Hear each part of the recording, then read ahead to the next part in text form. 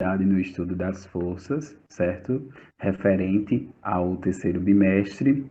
A gente vai observar agora dois tipos de forças, além daquelas que a gente já estudou. As forças são a de tração e a força elástica. A primeira força a ser estudada é a força de tração. Como é que eu observo que existe uma força de tração atuando em um determinado sistema? Primeiro, deve existir um fio onde esse fio esteja sendo puxado, né?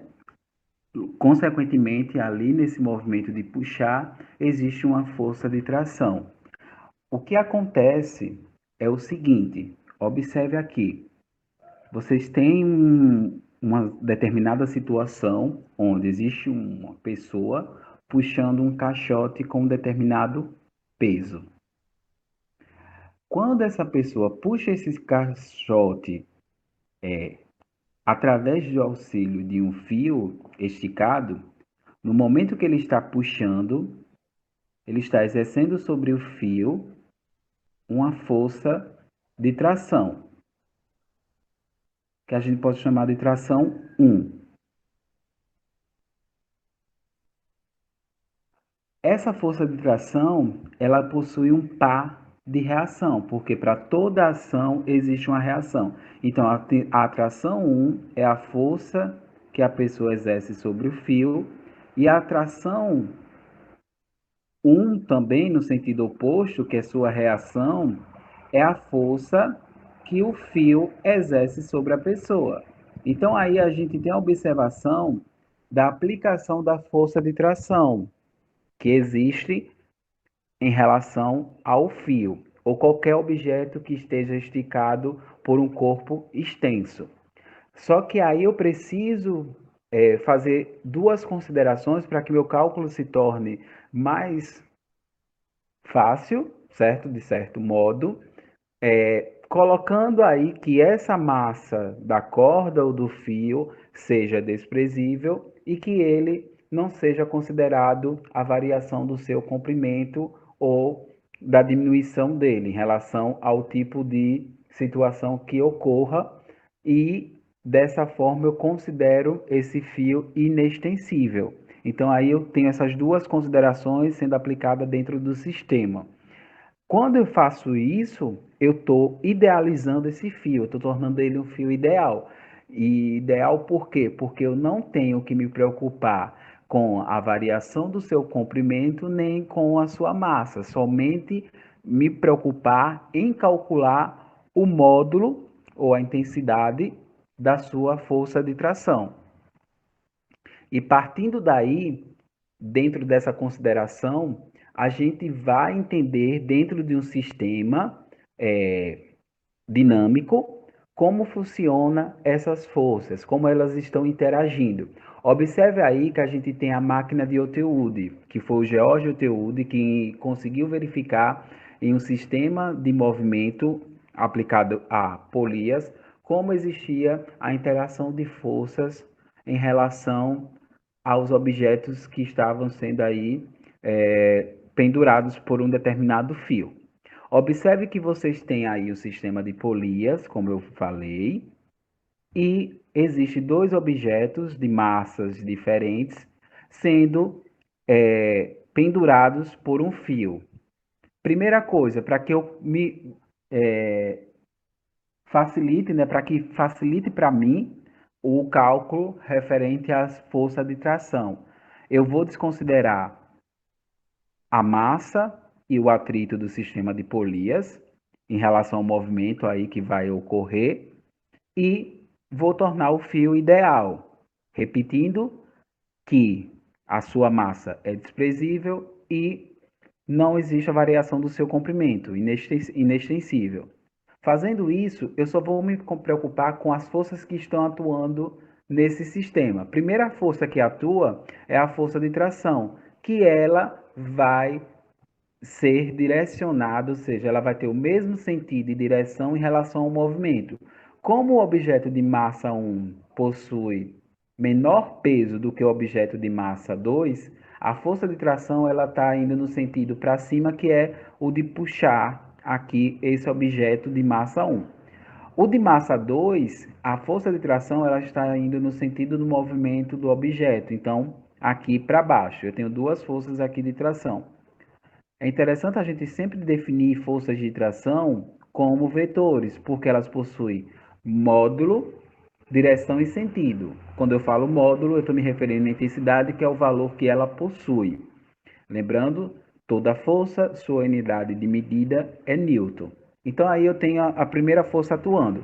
Porém, existe em relação a cada massa do objeto outra força que a gente já viu aí no estudo da parte de forças que atuam, né, sobre um determinado corpo, que é a famosa força-peso, que está diretamente relacionada com a gravidade. Então, aqui eu tenho o peso atuando na massa 1 e o peso atuando na massa 2. Ou um fator importante. E aí vem a pergunta, professor, esses pesos não estão iguais? Estão iguais. Mas por que eles estão iguais? Na verdade, não podem estar iguais, certo? Não podem, por quê? Eles possuem massas diferentes. Se eu tenho massas diferentes, eu vou ter pesos diferentes. Então, a massa 1 vai ter um peso diferente da massa 2. Então, dessa forma, eu tenho que definir o peso 1 relacionado à massa 1 e o peso 2 relacionado à massa 2. Não podem ser iguais porque as massas são diferentes. Se fosse a mesma massa, sim, os pesos seriam iguais. E aí eu não teria que classificar um sendo peso 1 e o outro sendo peso 2. Beleza? Então aqui eu só tenho esses dois tipos de força atuando sobre esse sistema. E aí, quando eu faço isso, eu tenho a decomposição de forças. Então aqui eu tenho a decomposição de forças referente à primeira decomposição do objeto 1 e a segunda do objeto 2. Sim, professor, porque a tensão está indo no sentido para cima, referente ao objeto de massa 2, que está descendo. Esse sentido ele muda em relação à decomposição de forças, para que eu consiga verificar aí o somatório delas. Não vai mudar em nada em relação ao cálculo, apenas por questões de que eu entenda na hora do somatório que existem sentidos diferentes em relação ao movimento do objeto.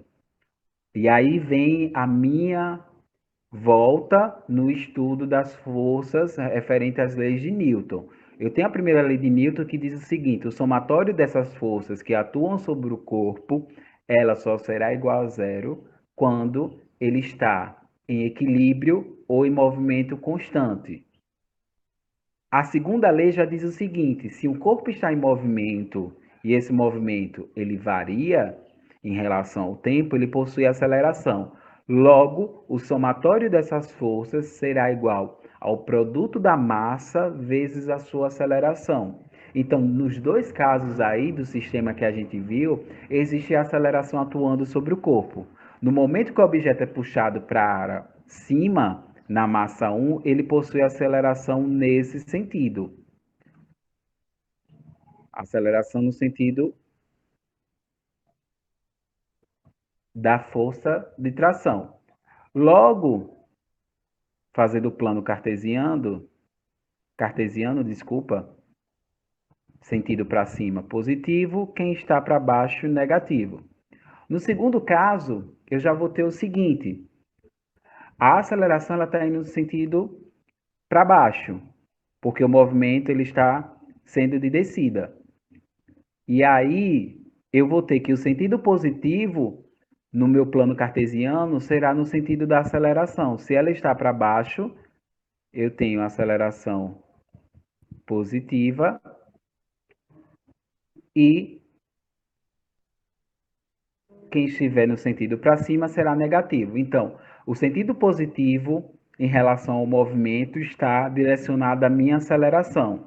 No primeiro caso aqui eu tenho que a tensão ela será positiva, ela está para cima, mas o peso ele está o quê? Para baixo. Logo, seu sentido será negativo. E aí eu vou somar tensão menos o peso, que é a massa, 1 vezes a gravidade. Isso daqui vai ser igual a massa vezes aceleração. Massa 1 vezes aceleração. E aí observa o seguinte: por que ela ficou negativa, professor? Porque como eu trago ela para antes da igualdade, para que eu iguale esse somatório a zero, e isso não significa dizer que o corpo está em equilíbrio ou em movimento constante, eu só estou fazendo isso eu para que eu consiga, na verdade, fazer o somatório desse primeiro equação com a segunda equação, montando um sistemazinho aí. E aí eu tenho agora, para essa segunda situação, que a massa está no sentido, na verdade, o peso está no sentido positivo, né? Porque está relacionado com a aceleração, e a tensão no sentido negativo.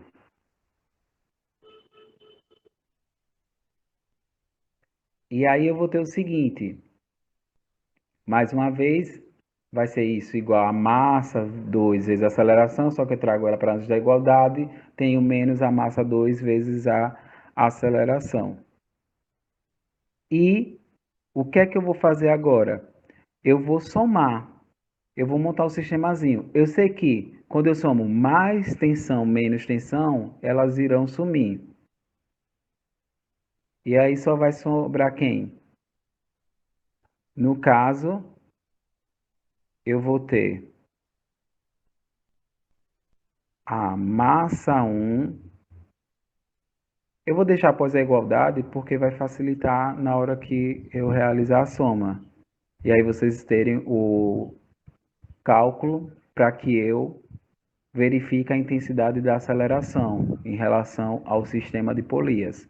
Então a massa aqui é negativa, igual a massa 1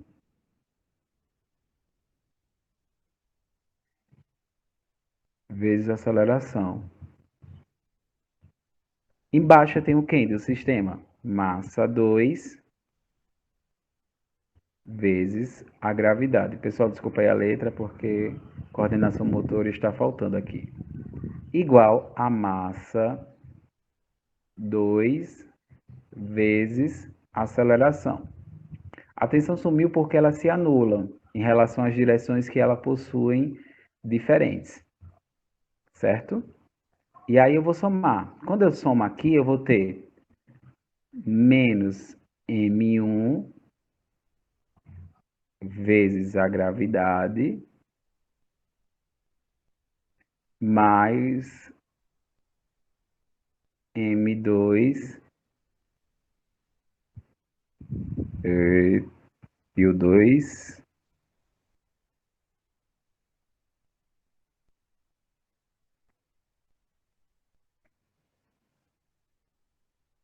vezes a gravidade igual. Então, Z, gente, deixa eu só corrigir aqui.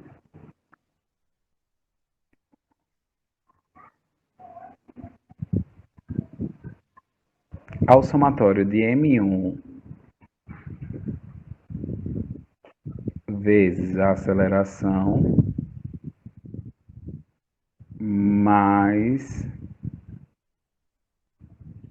M2 vezes a aceleração. Eita, o A vai ficar grandão aqui. Deixa eu só corrigir. Vezes a aceleração. Veja só, pessoal.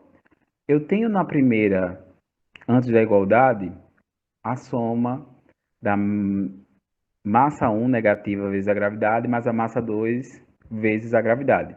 Observe que eu posso colocar em evidência a gravidade e ter o produto entre parênteses, quando eu coloco em evidência, da massa 2, que é positiva, menos a massa 1.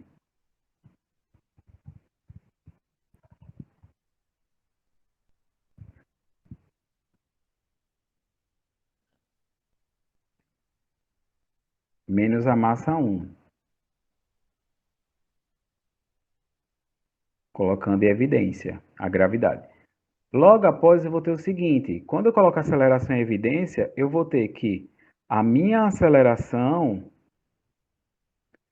ela será o produto da massa 1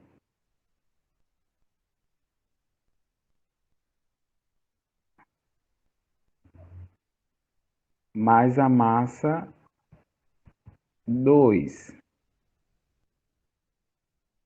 E aí, como eu quero calcular a aceleração, eu coloco ela isolada aqui, como eu faço a apresentação aqui para vocês, e vou ter que a massa menos a massa 2 menos a massa 1 vezes a gravidade será dividida pelo somatório da massa 2 mais a massa 1. Mas ali, professor, se eu tenho massa 1 mais massa 2, a soma aqui não vai alterar a ordem dos fatores, certo? Pode ser massa 1 mais massa 2 ou massa 2 mais massa 1, que não vai alterar aí o seu cálculo. E observe que dessa forma eu consigo calcular o módulo da aceleração em relação ao sistema de Polias. Ok? Vamos lá. Agora eu tenho aí a força elástica, que ela está diretamente ligada à lei de Hooke. O que é a força elástica? É uma força que considera a extensão, ou seja, a deformação que um fio possui em aumentar ou diminuir, em ficar mais extenso ou comprimir. E aí eu tenho, dentro dessa observação, que foi o autor, o Hooke, certo? Que Hooke, né? O Hooke verdinho não, certo? Esse Hooke é o Hooke da física, que conseguiu ver a questão da força elástica em relação ao comprimento ou a variação, né, desse fio em relação à força que ela é aplicada sobre ele. E aí a gente também chama isso de que dentro dessa variação de comprimento existe uma força restauradora que faz com que o objeto volte ao tamanho que ele possuía antes da sua deformação. E aí a gente tem dentro do gráfico um limite de deformação, que é onde chega essa força elástica. Após isso, ele vai não ter mais essa delimitação referente à tensão que é aplicada dentro da força elástica e passa a ter uma deformação variável, onde a gente tem, dentro da observação dessa variável de deformação, os plásticos. E aí eu tenho o seguinte: a força elástica ela é exercida em objetos tipo mola, borracha ou que tenham elasticidade.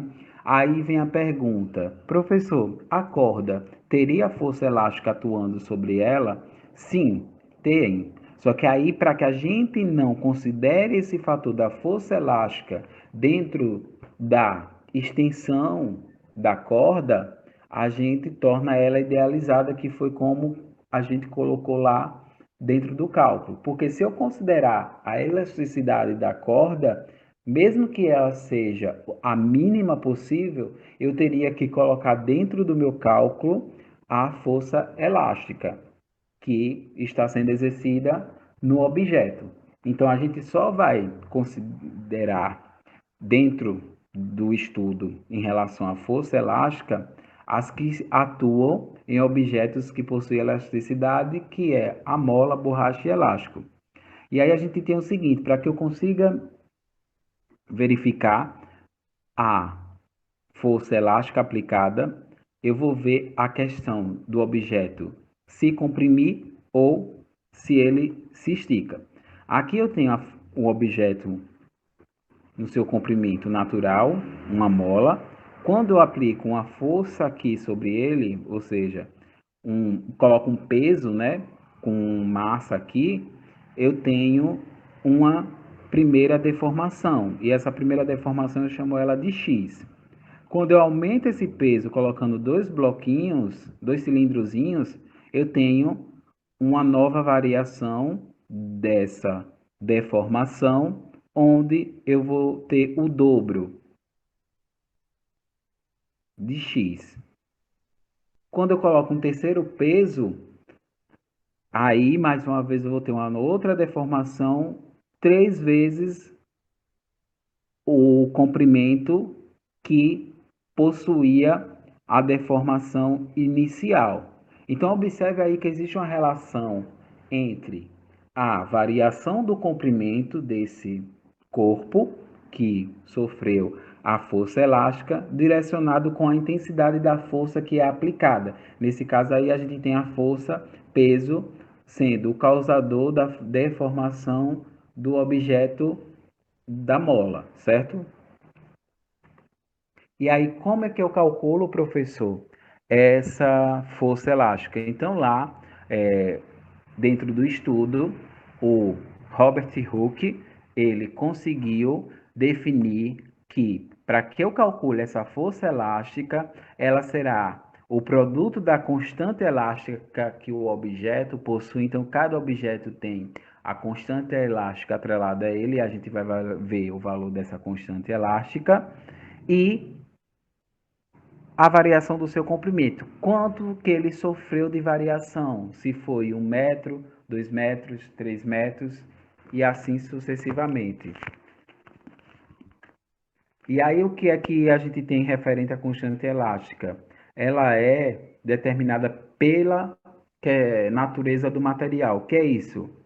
É a estrutura que ele possui em relação à composição, né, que ele tem em relação ao tanto de variação que ele possa possuir, sobre as deformações ou as dimensões que ele sofra variação. E aí eu venho com o seguinte exemplo para vocês.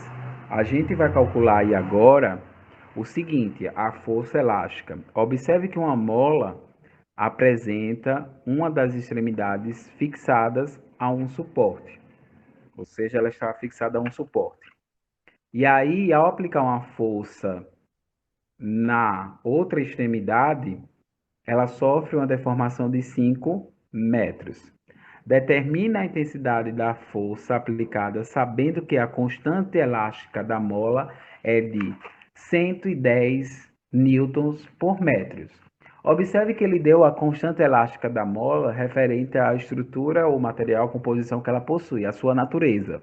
Então, para que eu calcule a sua força elástica, a sua intensidade, vai ser bem simples. Força elástica, imagina aí que eu coloquei um FEL, certo, pessoal? Vai ser a constante elástica vezes a variação que ela sofreu. E aí eu volto na questão e faço a coleta de dados. Quem é minha constante elástica? É o que ele fala no finalzinho, sabendo que a constante elástica da mola é igual a 10 metros, desculpa, 110 newton por metro.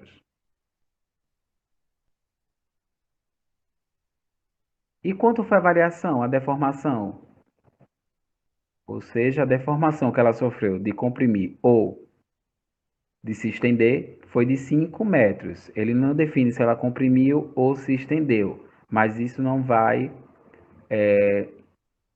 alterar em nada em relação ao cálculo da minha força elástica. E aí eu só faço o que agora? Coletei os dados, vou substituir na minha equação. 110